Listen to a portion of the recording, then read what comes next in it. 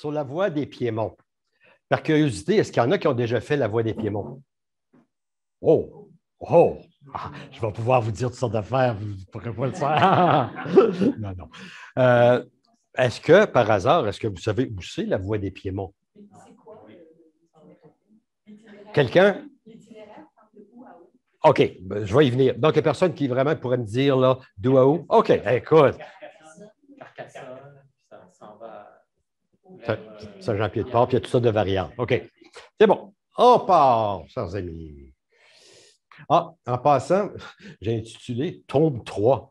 J'aurais bien aimé ce soir vous présenter le tome 4, honnêtement, là, parce qu'en 2020, moi, je devais partir pour réaliser le tome 4 de mon expérience, mais comme vous savez, je n'ai pas pu partir, donc il n'y a pas de tome 4.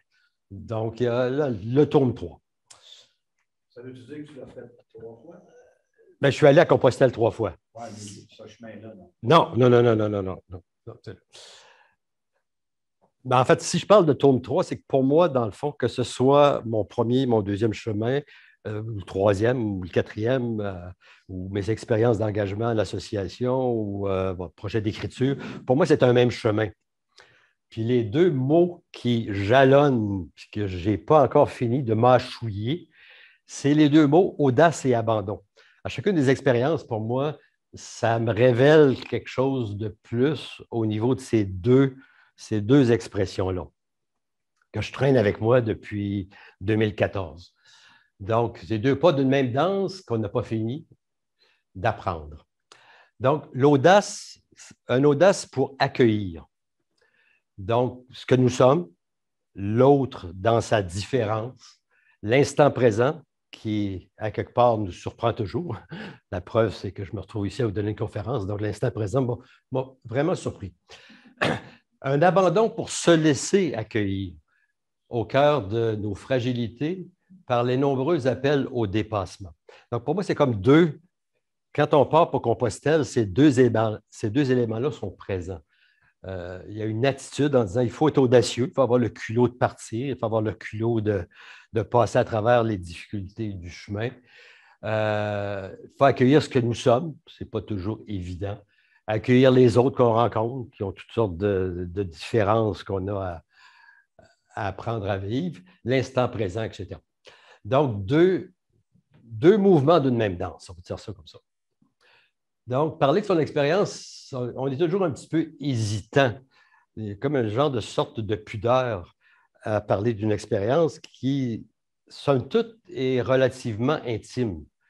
On a peur, dans le fond, on ne sait pas trop comment la traduire, on se sent incompétent, puis on a bien peur de la trahir, cette expérience-là. Fait que des fois, on demeure un peu bouche bée, puis on ne sait pas trop, puis on n'ose pas trop, puis etc.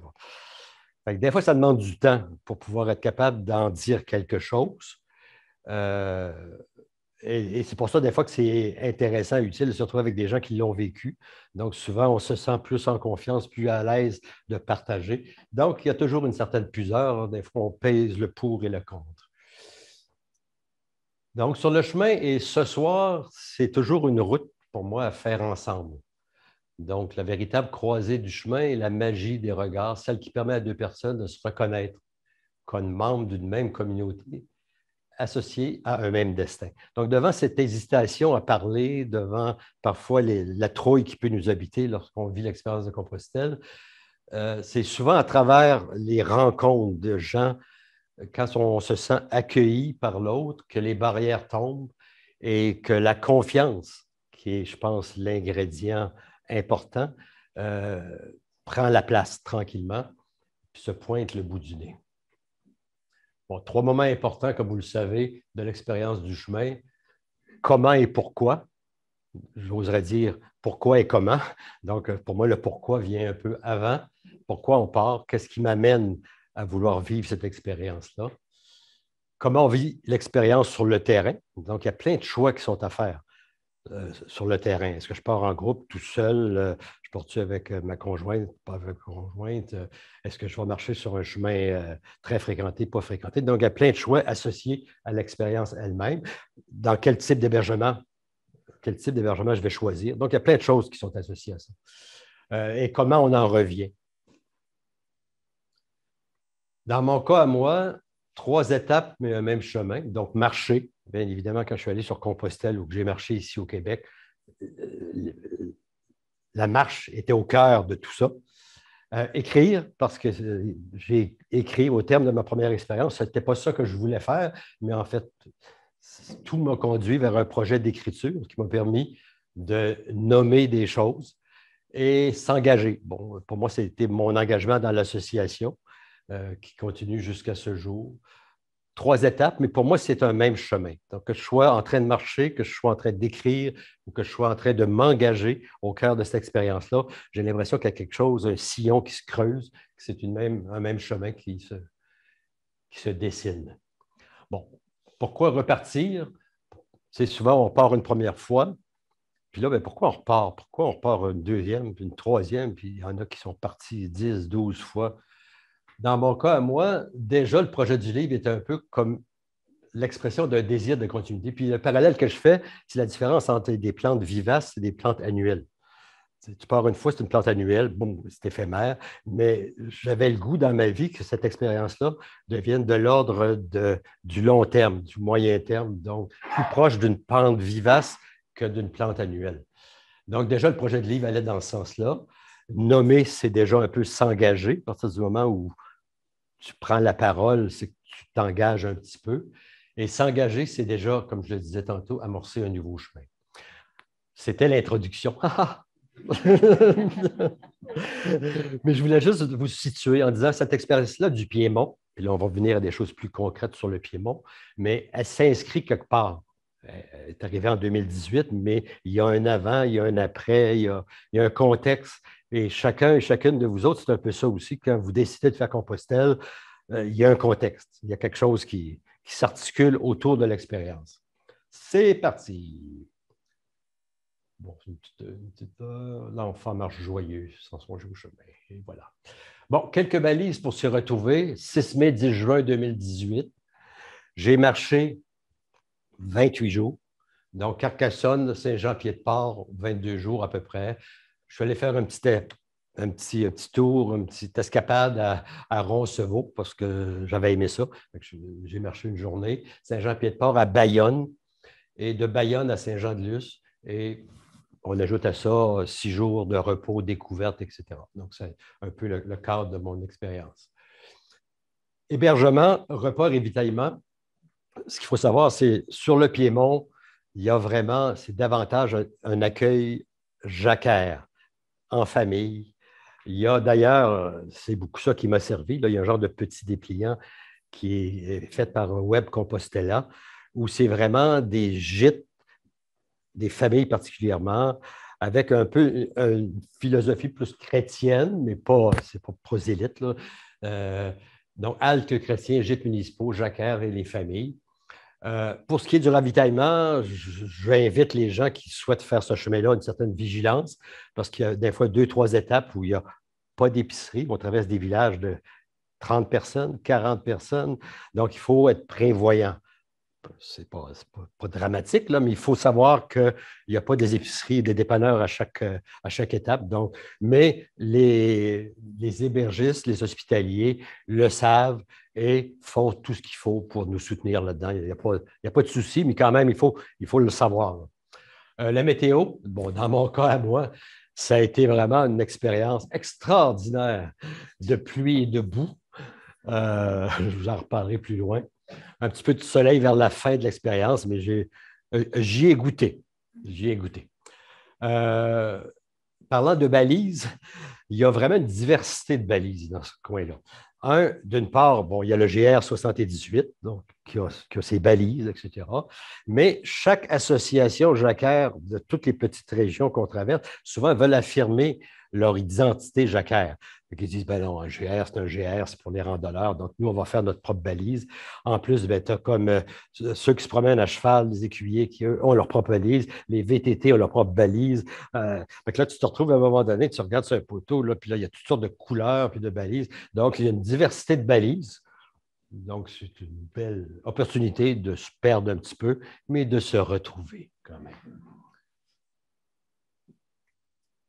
5 départements traversés, Bon, il y a plusieurs points de départ possibles. Donc, lorsqu'on parle, dans le fond, du Piémont, c'est Carcassonne, le point de départ. Mais actuellement, il y a des gens qui veulent repousser et qui veulent faire partir à Montpellier. Narbonne-Plage, déjà, qui est moins bien balisé, mais il y a des gens qui partent sur le bord de la Méditerranée. Béziers aussi est un des points de départ possibles. Donc, chacun peut choisir son point de départ. Dans le cas de Carcassonne, ce qui est utile et pratique, c'est qu'en général, on peut atterrir à Toulouse.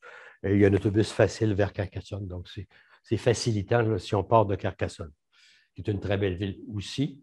Et je dirais que maintenant, de plus en plus, je disais tantôt que ça se termine à Saint-Jean-Pied-de-Port, mais Saint-Jean-Pied-de-Port, Bayonne maintenant aussi est de plus en plus fréquenté. Donc, on peut vraiment vivre une expérience Méditerranée-Atlantique en empruntant la voie des Piémonts. Juste pour vous donner l'idée par rapport aux autres chemins, là, donc Tours, Vézelay, Puy-en-Velay, Arles et plus au sud encore, c'est le Piémont. Un peu, je vois tout ça ici. Le Carcassonne est là, ici Saint-Jean-Pied-de-Port, puis on peut continuer jusqu'à Bayonne. Puis on pourrait partir de Béziers, Montpellier ou Narbonne-Plage. Donc, ça, ici, vous voyez un petit peu, là, ici, il y a le départ de Narbonne. Ça, c'est une photo du plan qu'on retrouve dans le guide comme tel. Ça donne une bonne idée là, des villes qu'on traverse. Ce qui est intéressant, c'est qu'on est vraiment, on a l'impression de marcher aux côtés des Pyrénées. Ce n'est pas le GR10. Le GR10, c'est très costaud. Lui, il passe dans les Pyrénées, haute altitude, tandis que celui-là, bien, les Pyrénées constamment nous font des petits clins d'œil. Donc, c'est très agréable de marcher près des Pyrénées. On a les dénivelés. Bon, il y a un dénivelé à portée d'aspect qui est proche du 1000 mètres. Pour ce qui est des autres, c'est rien de très important. Bon, celui à droite complètement, c'est celui de Roncevaux, étant donné que je suis allé à Roncevaux, là. Mais vous voyez, il n'y a pas de difficulté majeure en termes de dénivelé. Par contre, la somme de boue qu'il y avait a fait en sorte qu'un petit dénivelé était devenu un peu difficile, mais ça, c'était autre chose. Bon, ce qu'il faut savoir avant de partir, parce que l'important quand on fait un choix de chemin, il faut que ça corresponde aux objectifs qu'on a, à qui on est, etc. Donc, pour ce qui est de celui-là, bon, c'est un chemin tranquille, et le mot est faible, très tranquille, qui se déroule à la campagne, majoritairement. Il n'y a pas beaucoup de grandes villes. Idéal pour les amoureux de grande solitude. Juste pour illustrer ce que je veux dire par là, de Carcassonne à quelques kilomètres avant Lourdes, j'étais tout seul tout le temps. J'ai marché tout seul, tout le temps, tout le temps. Donc, ça prend à peu près 19 jours ou 18 jours. Donc, il faut, je le savais, j'ai choisi, mais il faut le savoir avant de partir. Si ton objectif d'aller faire Compostelle, c'est tout à fait correct, c'est de rencontrer des gens de partout à travers le monde, de te faire des amis, d'avoir des gens avec qui correspondent au retour, c'est peut-être pas le meilleur chemin. Par contre, si tu souhaites un chemin, par contre, ce qu'il faut dire, il faut faire attention, par contre. Quand je dis de grande solitude, je fais référence aux pèlerins que l'on rencontre. Par contre, cette grande solitude-là te rend beaucoup plus réceptif, bien évidemment, aux hospitaliers, aux gens, aux locaux, celle qui a la boulangerie. Donc, ça te rend réceptif parce que tu es tout seul, tu t'ennuies d'avoir des rapports. Fait que là, ça te rend beaucoup plus. Alors que quand il y a beaucoup de pèlerins, souvent les pèlerins se tiennent entre eux, puis on oublie qu'il y a des gens qui sont dans les villages. Donc, pour moi, ça a été, je dirais par rapport à mes deux autres chemins, c'est le chemin où j'ai moins côtoyé de personnes, mais où j'ai plus rencontré de gens. Pour les locaux aussi, c'est super intéressant de voir que chez eux, Ouais. pour eux, Ouais. ils vont vouloir vous accueillir de façon très chaleureuse. Puis vu qu'on n'est pas nombreux, l'avantage qu'il y a, c'est qu'ils ne sont pas blasés. Ils ne sont pas tannés de voir passer des pèlerins. Donc, nécessairement, ça a ça comme avantage. Oui, Julie. Est-ce que tu penses qu'avec la popularité grandissante des chemins principaux français qui a vu, par exemple, le Portugal, et la COVID, que là, maintenant, les pèlerins augmentent, est-ce que tu pense que ce chemin-là risque de devenir un peu plus populaire depuis 2000. Ce qui me surprend le plus, c'est que souvent, on entend beaucoup le discours. Les gens disent ça a-tu d'allure sur le Camino de Francis, c'est l'autoroute. Mais les gens choisissent encore très peu les chemins moins fréquentés, qui sont le Vézelay, le chemin de Tours, le Piémont et même Arles. Arles, il commence à l'être un peu plus parce que l'Agence française des chemins de Compostelle, lorsqu'il était autrefois la CIR, font vraiment une grosse promotion. Puis les gens des régions, eux, ils ont des intérêts aussi socio-économiques. Il y a des gens qui passent chez eux. Donc, ils font beaucoup d'efforts pour valoriser, mettre en valeur la voie d'Arles et le Piémont particulièrement. Le Piémont, cette année, c'est un des objectifs de l'agence d'en parler, de le faire connaître. C'est un très, très beau. Oui, mais avant que ça devienne, là, oui. C'est vrai qu'à partir de Lourdes, là, ça change, parce qu'il y a beaucoup de gens qui vont à Lourdes. À partir de Lourdes, je vous en parlerai tantôt. Donc, bien évidemment, l'accueil est personnalisé et chaleureux. Donc, quelques centres d'intérêt. Et là aussi, dans le petit guide, il y a des descriptifs, même d'autres que ceux-là. À Carcassonne, une ville médiévale, la grotte du Mas d'Asile, qui est vraiment un lieu où a eu lieu les guerres de religion. Il y a vraiment un musée archéologique qui est fameux, Lourdes, l'Estelle-Bétérame, l'abbaye, Saint-Just de Val-Cabrère et Saint-Bertrand de Comminges, Oloron-Sainte-Marie, et j'en passe. Donc, il y a vraiment beaucoup de choses à voir sur le Piémont. On ne s'ennuie pas. En termes de découverte culturelle, c'est un très, très, très beau chemin. Quelques photos. Est-ce que les gîtes, il faut les réserver par téléphone ou parce que les chemins de tour, c'était ça, il fallait téléphoner. C'est ça. Mais en fait, ce qui arrive, c'est que on n'appelle pas pour réserver parce qu'on a peur de manquer de place. Il faut simplement appeler pour dire qu'on arrive pour qu'ils viennent nous ouvrir la porte. Oh, oui, c'est ça. Moi, ce chemin-là, les deux autres, je n'avais pas de téléphone. Celui-là, j'avais un téléphone parce que chaque jour, il faut appeler en disant ben j'arrive, puis là, ben, ils viennent t'ouvrir la porte. Puis... Si ça tombe, il fallait appeler l'association et ils mettaient en contact avec quelqu'un. Ouais. Regarde s'il y a la place. Ah non, mais je m'en vais à vacances. Appelle à nous. Mais si quelqu'un veut le faire, là, la petite brochure de Web Compostela, là, c'est fameux au niveau des hébergements. Tu as tous les numéros de téléphone. C'est des gens qui se connaissent aussi entre eux. Donc, c'est un réseau qui est très agréable. Il y a un même esprit aussi au niveau de l'accueil. Bon, on y va avec des moments de grâce. Bon, je ne ferai pas de présentation. J'ai simplement pointé certains moments qui ont été importants pour moi. Quelqu'un ferait le même chemin, puis il y aurait d'autres moments. Donc, des perles d'une histoire que je veux vous raconter. Comme vous savez, ben, la difficulté, ce n'est pas toujours d'assumer seul les aspects pratiques de notre odyssée, jour après jour, mais d'entreprendre un dialogue avec soi-même avec une certaine sérénité. Nécessairement, un chemin de solitude, ça t'amène aussi à te rencontrer dans plusieurs aspects. Donc, il faut, à travers tout ça, apprivoiser cette solitude-là d'une certaine façon pour pouvoir en vivre une certaine sérénité. Bon, je l'ai fait en mai. Qu'est-ce qui est en mai en France et ce qui est très célébré, c'est l'armistice. Et là, bon, nous aussi, on entend parler de loin, là, souvent c'est les congés, mais eux, là, quand je passais dans les villages le 8 mai, là, écoute, la Marseillaise, les gens étaient réunis, c'était vraiment une fête importante, là. Donc, l'aspect patriotique, dans le fond, de l'histoire, qui est la Première Guerre mondiale, a été très surprenante pour moi. J'ai beaucoup aimé ce passage-là. Bien entendu, c'est aussi le mois de mai, c'est les coquelicots. Donc, c'est très, très intéressant comme expérience. Donc, comme je le disais, le fait d'avoir débuté avec la fin de la guerre, puis là, c'est une question que je me suis posée. C'était dans mon carnet. J'ai dit, ça m'invite peut-être à en faire un chemin de paix. Donc, paix du cœur, de l'esprit. La fin de la guerre, la Seconde Guerre mondiale. Parce que la Première Guerre mondiale s'est terminée en novembre. C'est vrai. C'est vrai. Alors, mais c'est drôle parce qu'ils fêtaient les deux guerres. Dans les villages, ils fêtaient les deux guerres. Donc, quand je suis passé, là, vous aviez raison, ils fêtaient les deux guerres. Oui, tout à fait raison. Au mois de mai, c'est la deuxième, puis au mois de novembre, c'est la première. Merci. Donc, paix du cœur, de l'esprit, en soi-même, avec les autres, avec la nature. Donc, je me dis, j'y ai comme vu, j'aurais pu voir d'autres choses, là, mais une invitation en disant, ah, OK, on parle de l'armistice, on parle de la guerre, donc on parle de la paix. C'est ça, l'armistice. Ben, je me dis, bon, qu'est-ce que ça peut réveiller chez moi? Petite anecdote, l'épisode du monastère à Saint-Jean-de-Mata, c'est que moi, c'est une tradition, c'est-à-dire quand je pars pour Compostelle, je m'en vais vivre 2, 3 jours de solitude. J'aime beaucoup le monastère de Saint-Jean-de-Mata. Puis, cette fois-là, avant de partir, j'arrive dans la chapelle du monastère, etc. Puis, à un moment donné, je vois un sac à dos par terre. Puis, j'assiste à la messe.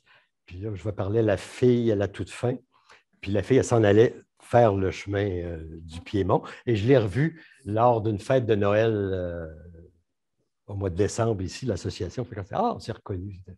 Mais cette phrase-là, pour quelqu'un qui connaît un petit peu les phrases qu'il y a dans la messe, bon, j'étais à la messe, j'assistais à la messe, je ne suis pas nécessairement très... Mais j'étais à l'écoute, j'étais attentif. Et cette phrase-là m'a vraiment comme interpellé. Là. Puis, tout le temps de mon expérience, c'est pour ça que je fais le lien entre la paix. Donc, donnez-nous toujours cette paix et conduis-nous vers l'unité parfaite. Je me dis, ah, peut-être que la paix, le filon de la paix et l'unité, c'est peut-être dans le fond quelque chose qui fait partie de ce que je cherche dans ma vie. Donc, davantage de paix et être davantage unifié, ce qui est toute une job. Ce n'est pas toujours évident, mais je dirais que cette phrase-là, ça fait partie des phrases qui te frappent, puis tu pars avec ces phrases-là, puis tu les mâchouilles tout en marchant. Donc, l'exemple d'un gîte, c'était Arzen. Donc, c'était la première étape après Carcassonne. Le royaume des Cathares est celui de Saint-Dominique. Bon, ce qu'il faut savoir, ce chemin-là, là, ça baigne dans l'univers des Cathares, de Saint-Dominique, des Albigeois, des guerres de religion, des Templiers. Donc, quelqu'un qui aime l'histoire, et je dirais que particulièrement de par la déformation professionnelle que j'ai eue, mes études, j'ai baigné là-dedans, j'ai déjà fait des travaux sur les Cathares, etc. Donc, ça m'a vraiment fasciné. Quand je suis arrivé à Fangeau, Saint-Dominique a déjà habité là. Donc, j'habitais au monastère des Dominicaines. Il y avait la rue des Cathares, la place des Cathares, la fontaine des Cathares. Un peu plus loin, je suis arrêté un belvédère pour voir au loin des châteaux cathares. Donc, c'est assez fascinant comment ça occupe de place. Le pays cathare, donc je disais, aux sources de ma théologie. Chacun des villages a quelque chose à raconter de cette saga historique. L'hérésie versus l'orthodoxie. La frontière n'est pas toujours évidente. Même les hérétiques ont fait des pèlerinages. Plus leur faute était lourde, plus le pèlerinage était long. Donc, si vous partez longtemps, c'est peut-être que vous êtes des hérétiques. Mais bien entendu, aujourd'hui, on vit dans une époque qui a un autre imaginaire très différent du monde cartésien. Mais ce qu'il faut savoir, c'est que quand tu traverses ces villages-là, les gens parlent de tout ça. C'est tout un univers là, dans lequel les gens baignaient.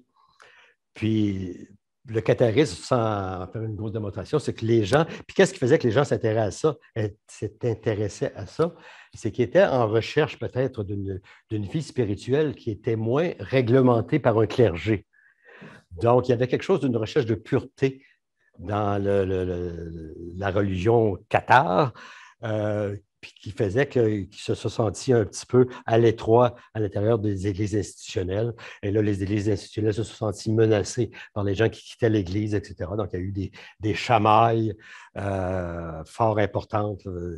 Les gens ont été torturés, brûlés, mis à mort, etc. Et en quelle année exactement? C'est 1200 quelque chose, oui. Ouais. Bienvenue à Montréal. Donc, c'est encore dans l'univers de Fangeau ici, mais il y a un petit village qui s'appelle Montréal. Il y en a plusieurs Montréal partout à travers le monde. Donc, une première variante que j'ai prise, c'était les indications à gauche. Il y a quelqu'un qui m'avait parlé de rouge mou. Donc, ce n'est pas sur la GR sur des vitres, il faut prendre une petite variante. Et vous voyez un petit peu le type de paysage que l'on voit là, à différents moments. C'est vraiment un des plus beaux gîtes que j'ai vu de ma jeune carrière de pèlerin. Il y avait l'esplanade, une vue sur les Pyrénées avec les châteaux cathares. C'était à couper à couper le souffle. Mais il y avait aussi deux personnages qui étaient vraiment particuliers. Il y avait Françoise et Jean-Marie. Françoise, c'était un peu la travailleuse communautaire de la place. Elle était en lien avec le développement du village. Elle avait des projets de village fleuri, sentier des fontaines. Elle avait refait les vitraux d'une petite église avec des grands artistes connus du coin. C'était vraiment une femme qui était très dynamique et qui avait un élan de vie qui était absolument extraordinaire. Jean-Marie, c'était un pèlerin d'expérience et qui, lui, était très, très attentif parce qu'on est pas, j'étais tout seul au moment. Donc, il est venu me voir le soir, il m'a écouté, il m'a posé des questions, il m'a donné des conseils. Et là, quand je lui ai dit que j'étais intéressé par les châteaux cathares, le lendemain matin, avant que je parte, à 7 heures, il est venu pour m'indiquer précisément, ben là, ce château-là, c'était tel château, etc. Donc, c'est des rencontres. Et c'est ça, dans le fond, qu'on possède. C'est des petites rencontres. Ça se passe au ras des pâquerettes. Et c'est ces expériences-là dont tu te rappelles le plus longtemps après. Donc, c'était une vue là, du gîte, des montagnes, l'esplanade et tout. Donc, bien évidemment, bon, à gauche, c'est l'église du Val. Donc, c'est vraiment particulier parce que c'est une église qui est dans la montagne. Donc, c'est l'entrée, là. Donc, tu rentres dans la montagne pour arriver dans l'église. C'est vraiment particulier. Donc, un chemin qui est moins fréquenté, ça veut dire, la question, comme j'ai dit tantôt, comment on apprivoise cette solitude-là, qu'est-ce qu'on fait avec? Parce qu'elle est omniprésente. Elle est là, tu marches tout seul, tu manges tout seul, tu dors tout seul, tu es tout seul.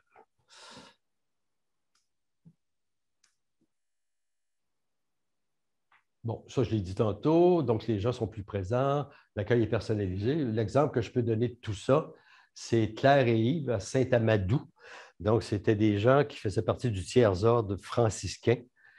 Et quand je suis arrivé là, il avait préparé un souper, j'étais dans la cour avec les coqs à prendre l'apéro. Tout était très personnel. Là. Je veux dire, tu es accueilli toi. Là. Donc, tu as l'impression que tu as beaucoup d'importance. Tu t'accueilles toi comme personne, pose des questions, il s'intéresse à ce que tu es, ce que tu vis, d'où tu viens. Ils parlent de leur cheminement aussi, eux, dans leur cas, eux, il est très impliqué au niveau de la paroisse, plein de choses pour leur communauté. L'histoire de Victor, c'est une autre histoire là, qui illustre ça, l'aspect personnel.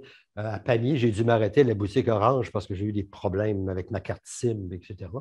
Fait que bon, ils ont réglé mon problème. Puis juste avant que je parte, il y en a un qui parle et dit Ah, tu viens du Québec? Il dit Bon, attends-moi, attends-moi. Bon, finalement, son histoire à lui était plus longue. J'ai attendu 1 heure.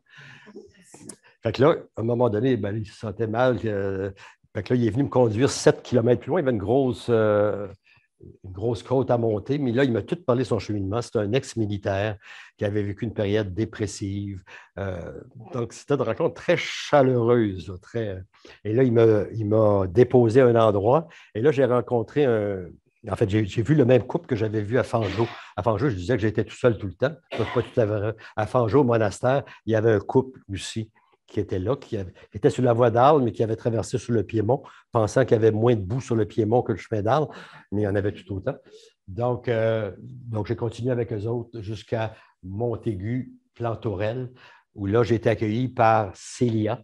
Célia, c'était une jeune de, je sais pas, 35 ans ou quelque chose comme ça. Eux, le couple sont arrêtés à un autre. C'est drôle, c'était un tout petit village, puis il y avait 2 accueils. Donc, moi, quand je suis rentré là, ben, il y avait le café, il y avait les muffins qui sortaient du four.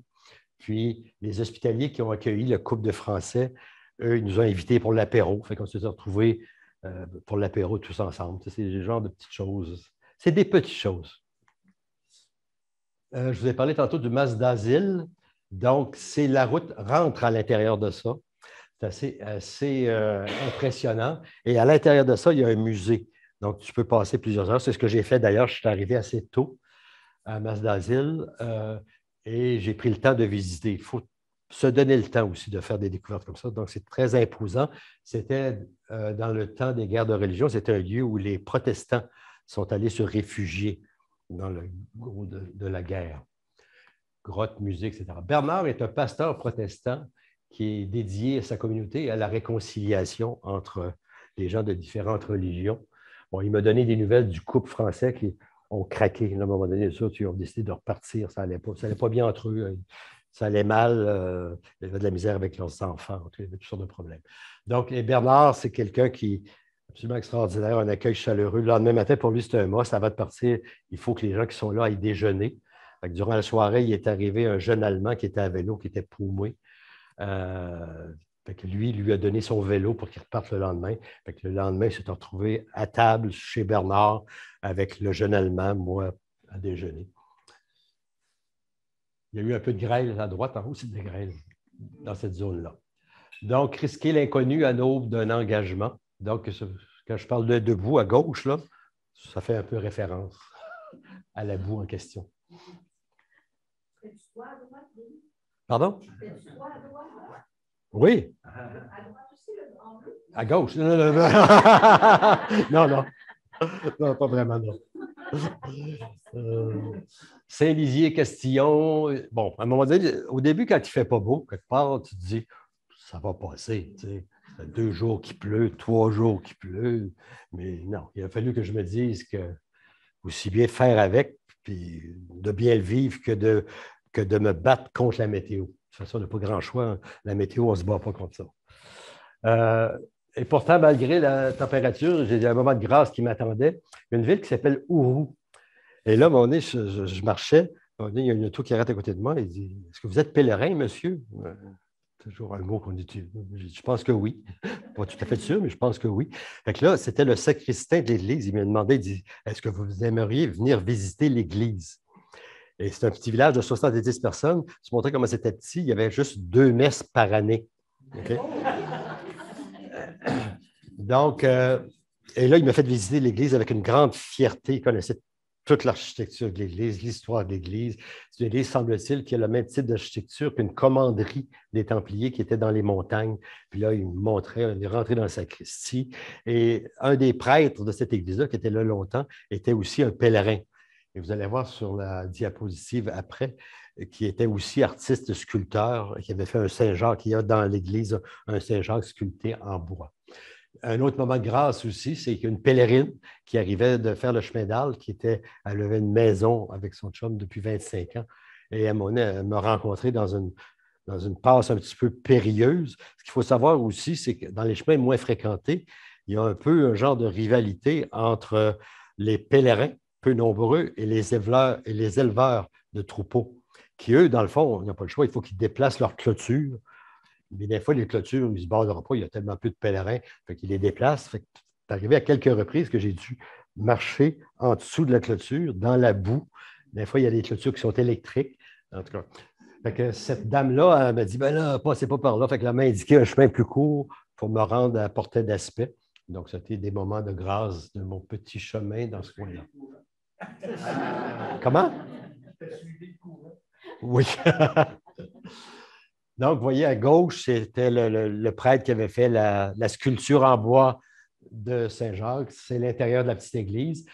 À Castillon, c'est la photo à droite en bas. C'est vraiment particulier. C'est l'Office de tourisme qui gère le gîte. Mais c'est un gîte qui est sur 2 étages. Bon, il y a de la place pour coucher, je dirais, 2 personnes et demie. Donc, dans l'étage du haut. Mais ce qu'il faut savoir, c'est que la toilette est en bas. Et pour aller à la toilette, durant la nuit, disons, il faut que tu fasses le tour par la rue principale, puis là, tu rentres par la porte d'en bas.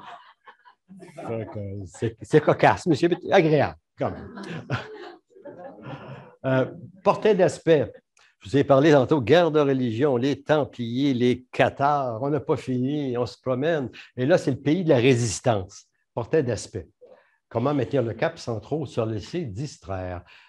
En haut, on voit mal ce qui est écrit, mais ça dit que le col qu'il y a à Portet d'Aspet, comme je vous avais vu sur la carte, Portet d'Aspet, c'est peut-être à 1000 mètres. Donc, c'est un petit sentier. Il y a une photo plus loin. Et ça dit que durant le temps de la guerre, c'est par là que les résistants, ils faisaient passer les résistants de différents pays sur ce sentier-là. Et c'est une pierre qui a été mise en hommage à tous ceux qui ont aidé les résistants à passer vers la liberté. Bon, le bar chez Joe, c'est vraiment particulier. C'est un bar qui existe depuis 1968. Puis je dirais qu'en 1968, je regardais un peu les affiches qu'il y avait dans les toilettes. C'est un bar un petit peu de hippie. Donc, il y avait des spectacles, il y avait toutes sortes de choses qui se passaient là. Ça avait l'air bien le fun, en tout cas. Et le fondateur, Joe, dans le fond, il vit encore. Actuellement, il a 94 ans. Donc, il est venu faire son tour, mais là, il a vendu, bien entendu. Puis c'est un lieu particulier parce que c'est un bar, c'est réellement un bar. Donc, il y a une partie bar, partie restaurant. Et à l'étage d'en haut, ils ont fait un lieu pour accueillir les pèlerins. Puis ce que je vous j'ai montré, ça, c'est les toilettes, c'est les douches, excusez, à droite. Donc, oui, c'est ça. Donc, puis là, eux, les propriétaires, les nouveaux propriétaires, eux, ils restent loin. J'étais tout seul, encore une fois. En toute confiance, ils m'ont servi à souper. Ils m'ont dit, ben, tu restes ici. Fait que le lendemain matin, le déjeuner, ils m'ont montré dans la cuisine où étaient les affaires. En soirée, il y avait un groupe de 4-5 gars du village qui venaient prendre leur bière puis qui parlaient, la télévision était ouverte, d'un atmosphère particulier. Et moi, ce qui m'a vraiment éboustouflé, je me dis, écoute, ils ne me connaissent pas. Ils me laissent l'ensemble de leur commerce. Ça aurait pu partir avec les caisses de boissons ou tout ça. Un climat de confiance qui est désarçonnant. Donc, comme je vous disais tantôt, la paix, les cathares, garde de religion, templiers, passeurs de la liberté, etc. Et du port d'aspect, après ça, j'arrive, je vais vous parler tantôt de Michel et Julie de Roy, qui sont des êtres d'exception. Juste pour donner une idée, la photo n'est pas prise tout croche, c'est vraiment le sentier qui est comme ça. Donc, à droite, là, si tu ne fais pas attention, ça fait qu'il faut que tu marches un petit peu vers la gauche pour ne pas tomber en bas. Mais ça n'a rien à voir avec ce que Xavier a vécu. Donc, vous voyez un petit peu, encore une fois, là, à un moment donné, tu sors du bois d'un fois, pas qu'à un moment donné, tu as la montagne des Pyrénées c'est vraiment extraordinaire. Saint-Bertrand de Comminges, donc, c'est, je dirais, un point très connu. Donc, à la fois, il y a une église, il y a un accueil particulier. C'est un lieu extraordinaire. Je pense que j'ai oublié de vous parler, par contre, je vais juste vous dire un mot de Michel et Julie. Julie, c'est une personne qui est handicapée, fortement handicapée, et qui est décédée maintenant, qui est décédée il y a 3-4 ans. Et quand je suis arrivé là, et Michel est proche aidant, il s'occupait vraiment de Julie, l'infirmière était là, c'est lui qui la faisait manger, etc. Et Michel, il me dit que ça fait plusieurs semaines que mon scooter est en réparation dans la ville d'à côté. Tu me rendras du service. Fait que finalement, je suis allé en auto avec lui. Il a ramené son scooter, j'ai ramené l'auto, etc.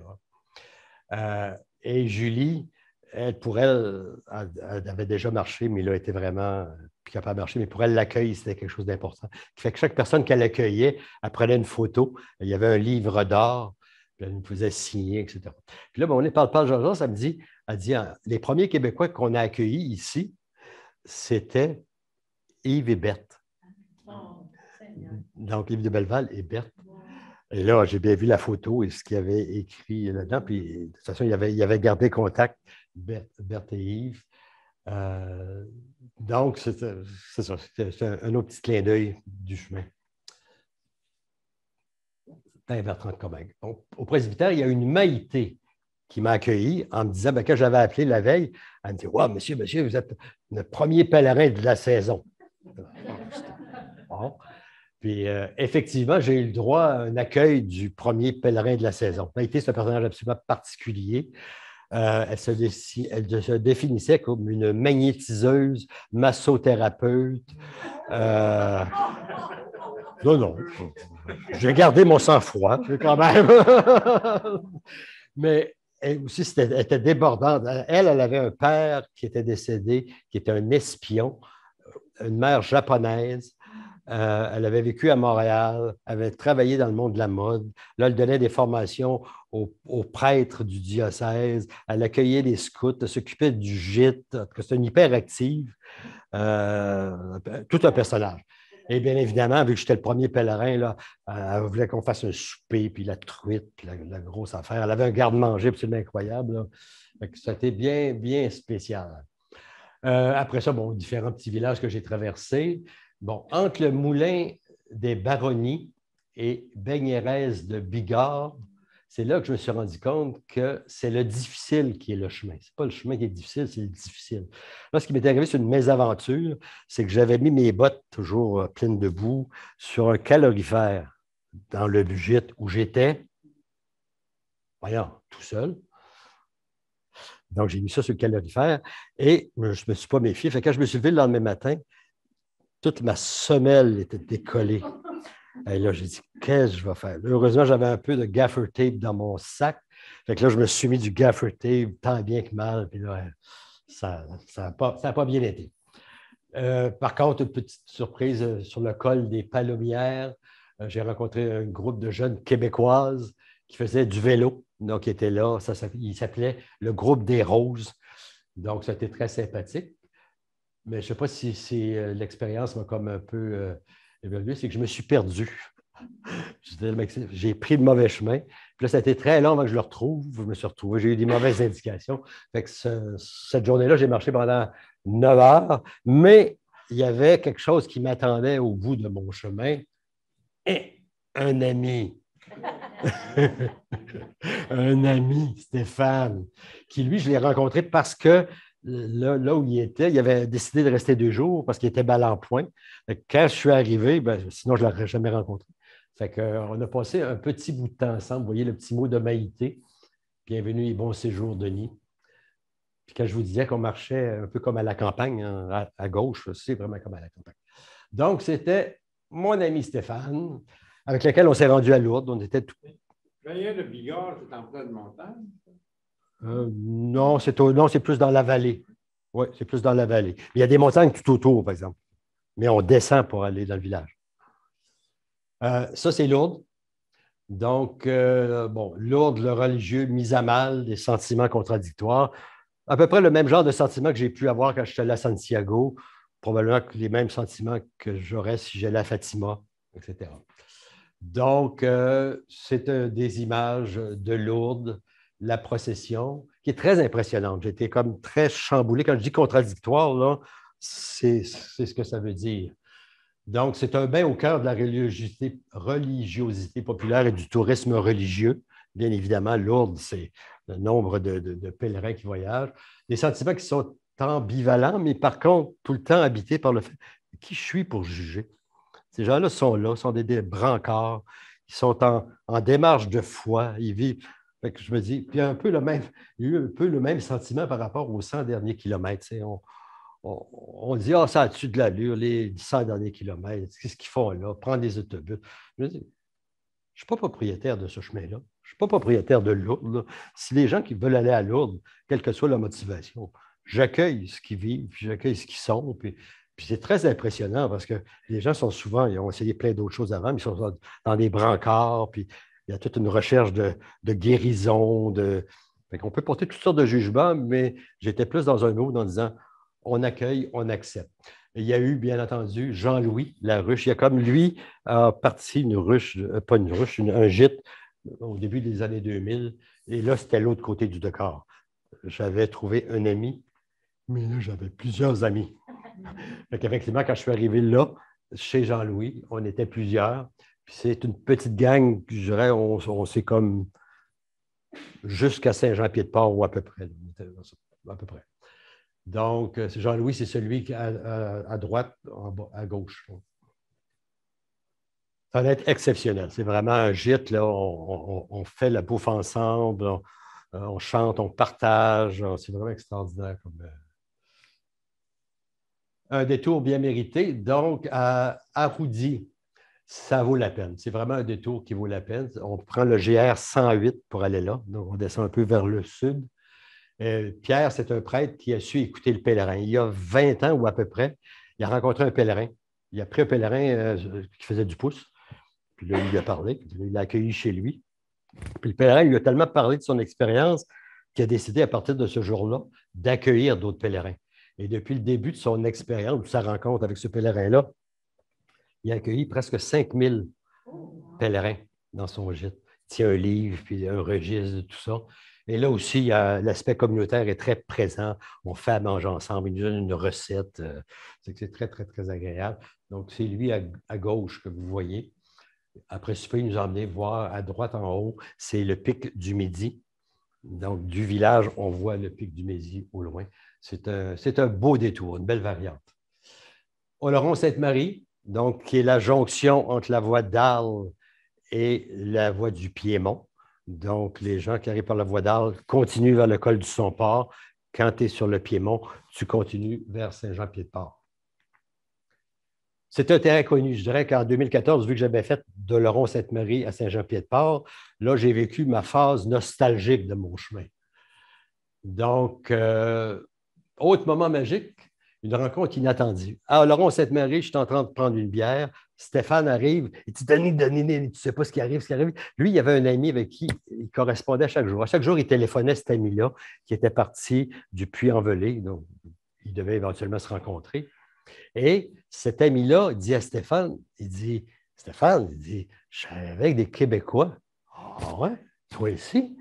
Qui c'était ces Québécois-là? Yves et Muriel. Yves Bertin et Muriel. Fait que là, je lui ai parlé, puis que là, on s'est dit, ben, je suis rendu là. Fait que, moi, je les ai attendus une journée. Fait qu'on s'est donné rendez-vous à Saint-Jean-Pied-de-Port avec toute cette gang-là. Donc, la gang, donc, les amis de mon ami sont mes amis. Voilà. L'hôpital Sainte-Blaise, qui est un lieu que j'avais beaucoup aimé en 2014, c'est l'intérieur de l'église avec un petit chaton. Savoir se fait plaisir. Quand je suis arrivé à Saint-Jean-Pied-de-Port, je me suis dit, oh non, les Pyrénées, je les ai vus tout le long en m'en venant, je les traverse. Je les avais déjà traversés. Fait que là, j'ai traversé les Pyrénées pour une deuxième fois avec le même plaisir. Et là, quand je suis arrivé à Roncevaux, ben, j'ai repris l'autobus pour traverser à Saint-Jean-Pied-de-Port parce que je continuais vers Bayonne. Et c'était extraordinaire. Donc, prendre du temps pour soi, une escapade, bien des découvertes. Un chemin à baliser en route vers Bayonne. Donc, Bayonne, c'est un chemin nouveau. Donc, il faut demander à l'accueil à Saint-Jean-Pied-de-Port pour avoir le plan. Donc, puis il y a 2 voies possibles. Il faut faire attention à ne pas se tromper. Je me suis un peu trompé à un moment donné parce que c'est le même chemin que prennent les gens qui vont vers le GR10. Donc, il faut à un moment donné que tu suives bien les indications. Et à Bidari, c'est le lieu des randonneurs. Donc, les gens qui font du GR10. À un moment donné, j'arrive au gîte, j'étais tout seul, je pensais être tout seul. Il est arrivé 3 randonneurs. Et je dirais que j'ai beaucoup aimé cette rencontre-là avec eux. Ça m'a permis un peu à mesurer le type d'expérience qu'ils voulaient vivre, le dépassement. C'est des gens souvent qui ont fait Compostelle, puis qui sont randonneurs, puis etc. Donc, le mélange entre les deux réalités, c'est pas coupé au couteau. Puis je dirais qu'il y a beaucoup plus d'affinités que de différences suivant ces réalités. Donc, un décor qui devient féerique. Là, je me retrouve, parce que là, ma gang, là, à partir de ce moment-là, je me remarchais tout seul, à partir de Saint-Jean-Pied-de-Port. Donc, je goûte à la solitude, parce que je l'avais apprivoisé. Donc là, je pouvais dire, je goûte à la solitude qui laisse toute la place au mystère du chemin. Et Bayonne à l'horizon. Puis là, il y a une rencontre surprenante, parce qu'à Bayonne, j'allais au gîte qui était tenu par Véronique. Et là, il y avait une Québécoise qui était là, qui était une Montréalaise, bretonne, qui vivait à Montréal et qui avait assisté au mois de mars à notre rencontre des partants. Donc, je l'ai reconnue. C'était Karine. Et pour les gens qui ont assisté à la conférence de Rodolphe, Karine, c'est la conjointe de Rodolphe. Rodolphe, c'est celui qui a fait la marche autour de Montréal, que j'ai connu dans le cadre d'un 5 à 7 avec Ulysse. Donc, c'était une rencontre particulière et intéressante. Espelette, bien entendu, hein, c'est une route pimentée. Donc, c'était aussi la semaine avant le Tour de France et il y avait beaucoup de spectacles de musique, de chansonniers qui célébraient l'événement. Donc, et celui qui m'accueillait, c'était dans une galerie d'art. Il s'appelait André Bleu. André Bleu. Oui. Quand j'ai fait le chemin de Basse-Sainte, j'ai passé par Espelette et c'était fantastique. Ah oui, tout à fait. Tout à fait. Tout est en bleu dans sa boutique, puis un accueil particulier. Bon, la mer, ma véritable destination, j'avais dit la même chose en 2014. 2014, quand j'avais fait le Camino Frances, entre autres, quand j'étais arrivé à Santiago, je me suis senti, j'ai dit, bon, je continue jusqu'à Finistère parce que ce qui m'appelait, c'était la mer.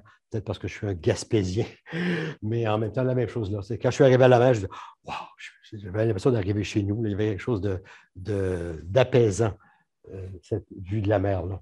C'était la mer de Bayonne. Non, j'étais davantage proche de Guétary et Saint-Jean-de-Luz. Donc, à partir de Bayonne, j'ai continué jusqu'à Guétary et Saint-Jean-de-Luz. Donc, il y a comme un sentier sur le bord de la mer. Et là, j'étais un pèlerin touriste, toujours des rencontres impromptues. Je ne vous ai pas parlé de la beauté des couchers de soleil, mais je vous en parle, puis quel bonheur, puis merci. Puis à un moment donné, j'ai rencontré quelqu'un qui était avec son petit garçon, une jeune mère. Parle, jase. Ah, je suis déjà allé à Montréal, je suis allé à Québec. Ce qui est plus surprenant, dans mon cas, moi, elle connaissait des gens à Baie-des-Sables. Mais Baie-des-Sables, ça, c'est tout près de chez nous. Moi, je suis originaire de Montjoli. Et Baie-des-Sables, c'est quand tu es là puis tu rencontres quelqu'un qui a été à Baie-des-Sables. C'est un peu surprenant. Encore le petit verre de vin, les coquelicots, etc. On termine. Donc, apprivoiser le mystère, bon, c'est une phrase que les gens qui ont lu mon livre reconnaissent, mais je n'arrête pas non plus de la mâchouiller. Le plus beau voyage est celui qui consiste à visiter chaque moment comme si c'était notre unique demeure. À bien y penser, à y regarder de près, quelles que soient les aventures, les voyages, les histoires, les grandes et les petites, celles d'ici et celles d'ailleurs, je pense finalement que c'est toujours un peu de nous-mêmes dont il est question. En terminant, je vais vous lire quelque chose. Autrement dit, une conclusion qui n'en est pas une. Au sortir de l'ouvrage collectif, toujours la même danse, avec audace et abandon. Ce projet-là, pour moi, c'est un peu ça. Dans la conclusion, je vais vous lire 2 phrases. Sans minimiser les distances parcourues sur ces chemins millénaires et les efforts consentis, qui, avec raison, procurent fierté et confiance, plusieurs témoignages proclament que l'essentiel du périple se trouve dans l'invitation quotidienne à occuper l'instant présent avec simplicité, vigilance et bienveillance. Plus qu'une destination, nous espérons que le chemin emprunté deviendra l'inspiration d'une ouverture à soi-même et à l'autre, genèse de tous les possibles. Bonne soirée.